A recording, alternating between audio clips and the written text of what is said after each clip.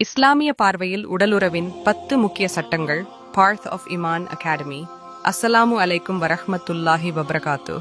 Parth of Imman academy YouTube சேனலுக்கே உங்களை அன்போடு வரவேற்கிறேன்.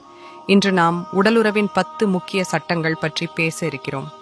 இஸ்லாமிய சட்டங்கள் எவ்வாறு திருமண வாழ்வில் நேர்மையாகவும் சுத்தமாகவும் உறவை பராமரிக்க கூறுகின்றன என்பதை காணலாம். முதலாவது, திருமண உறவு ஹலால். இஸ்லாத்தில் உடலுறவு ஒரு புனித உறவாக கருதப்படுகிறது. அது நபி ஸல்லல்லாஹு அலைஹி வஸல்லம் அவர்களின் பரிந்துரைப்படி திருமணத்தின் மூலம் மட்டுமே அனுமதிக்கப்படுகிறது. இரண்டாவது, மனைவியுடன் மனநிலை ஒத்திசைவுடன் உறவு கொள்ள வேண்டும். இஸ்லாம் மனைவியின் அனுமதி, மனநிலை மற்றும் உடல் நலத்தை கருத்தில் கொள்ள வேண்டியது அவசியம் என அறிவுறுத்துகிறது. மூன்றாவது, மறைமுறையாக நடக்க வேண்டும். உடல் உறவு என்பது மிகுந்த மரியாதையுடனும் தனிமையில் நடத்தப்பட வேண்டிய செயல். நான்காவது, உறவை தவறான நேரங்களில் தவிர்க்க வேண்டும்.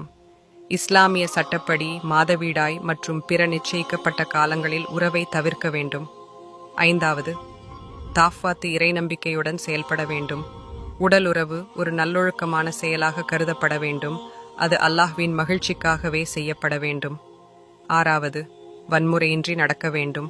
மனைவியிடம் எந்தவிதமான வன்முறையும் அல்லது கட்டாயப்படுத்துதலும் அனுமதிக்கப்படவில்லை. ஏழாவது, பழக்க வழக்கங்களில் தகுதியான அளவுடன் நடக்க வேண்டும். அதிகப்படியான உடல் உறவும் அதில் மிகைப்படுத்தலும் இஸ்லாத்தில் பரிந்துரைக்கப்படவில்லை.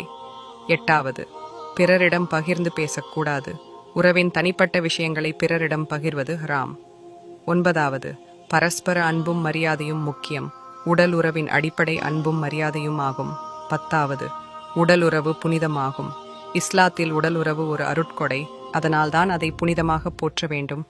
இந்த 10 சட்டங்களும் நமது திருமண வாழ்க்கையை வளமானதாக்கும். இஸ்லாமிய வழிகாட்டுதல்களை பின்பற்றி வாழ்ந்தால் நிச்சயம் அல்லாஹ்வின் அருள் கிடைக்கும். இந்த வீடியோ உங்களுக்கு பயனுள்ளதாக இருந்தால் லைக் பண்ணவும், நண்பர்களுடன் பகிரவும், மேலும் பல பயனுள்ள வீடியோக்களுக்கு சப்ஸ்கிரைப் செய்யவும். வஸ்ஸலாமு அலைக்கும் வரஹ்மத்துல்லாஹி வபரகாத்துஹ்.